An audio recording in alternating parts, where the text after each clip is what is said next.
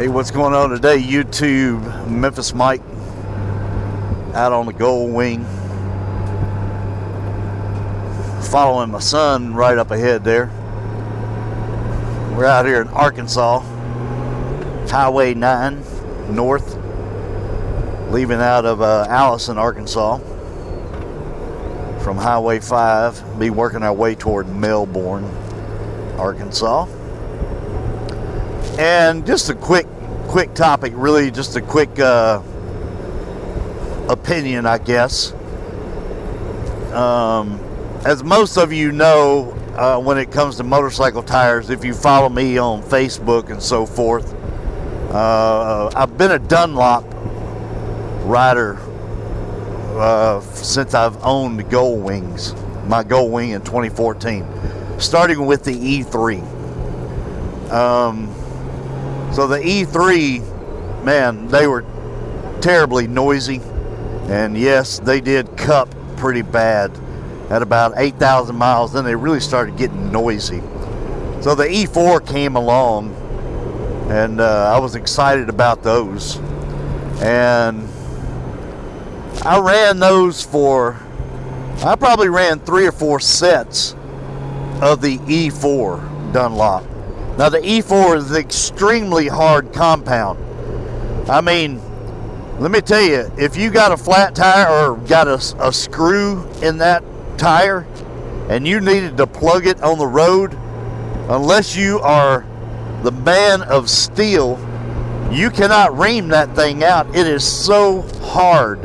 I mean, the few times I had to plug it, actually, I ended up making it back home, and I had to take a power drill to ream it out. That being said, I did get pretty good life out of those tires on that. You know, sometimes I'd say, 12 to 14,000 miles, which I think anything over 10,000 miles on a motorcycle tire, I think you're eventually getting on borrowed time. Some of these guys that say they get 20, 25,000 miles out of a set of stock motorcycle tires, I just don't believe you. Or maybe you're just like riding like 40 or 50 miles an hour in a straight line all day long to get that kind of mileage. I just don't believe you. I don't believe you. But that being said, with my Dunlops, I've been thinking about the Bridgestones, the 704 and the 709. Well, I noticed my front tire on my Dunlop was looking really bad, and you can see right here that just the uneven wear pattern, especially on that front tire right there, and that had about 11,300 miles on it. And I thought, you know what? I think I'm going to try the Bridgestones this time. And here's the other thing I noticed about the Dunlop E4 after other people commented to me about it, because I was wondering, well, is it just my imagination? But I'll tell you what, to me, the E4 in curvy roads is not the best in wet weather condition. And even my buddy Dan attested to that. He's like, I can just feel it slipping out at times on curves. And I thought, you know what? I feel the same thing too. So that got me a little bit concerned about that. So I've had other people, my buddy Jay Christopher up in, I believe it's Clarksville, Tennessee. He runs Bridgestones.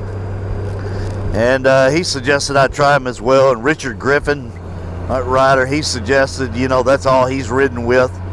And so, the Dunlops are like $3.99 a set on wing stuff.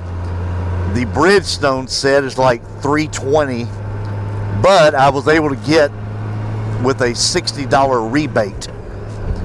So I took in there. So, man, that's $260 for a set of tires. That's not bad.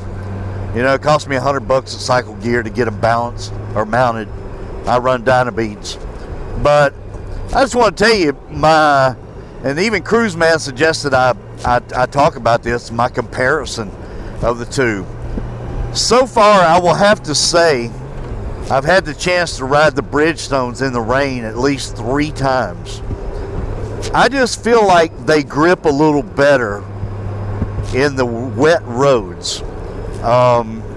Noise factor wise, they may be a little less quiet than the Dunlops, possibly. I wouldn't say a significant amount, but so far I feel like they track good, they hold the line good when we're riding. I've had no problems over here in Arkansas riding with these curves. And like I say, I've had a chance to ride in the rain about 3 times, and I just feel like the bike grips better in the rain. So that's just kind of my 2 cents worth. You know, I know a lot of you guys, of course, in the Goldwing world, you run dark side, and that's cool. I'm not really here to talk about dark side. The only thing I will say about that is I tried it and I did not care for it. Yeah, I ran it about 60 miles or so with that rear tire. I just did not care for it. Somebody said, well, that's just not enough time to really get a true feeling of it. You know, well, yeah, a couple hours to me, that's enough time to get a true feel of it. You know, it only took me to eat 2 bites of squash to realize I don't like squash. I didn't have to eat a whole buffet of squash to realize, hey, you know what, I don't like this. So that was kind of my thought regarding the dark side. Now, yeah, you get a lot more mileage on dark side. I'm not gonna lie. And the old argument that, oh man, you can't turn and grip. Well, I beg to differ. A lot of my buddies got dark sides, and they're such good riders. I can't keep up with them in the curves.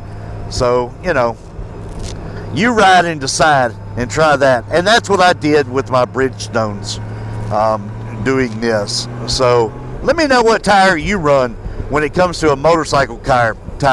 I don't really care if you run dark side. I just like to know your thoughts if you've tried the Dunlops and the Bridgestones. And just let me know your opinion and your thoughts on it. Anyway, this is MemphisMike. Be sure to hit the like button. Be sure to hit the subscribe button, and I will see you later. And I'm just going to follow my son here on Highway 9. He seems to be enjoying himself up there. I said, you lead the way, buddy. You set the pace. Seems to be doing pretty good. That's his 2nd time on this road. We rode it coming down yesterday. Now we're riding it going up today. Oh yeah, now you want to crank it. Hey buddy, that curve says 20 miles an hour. What does that mean?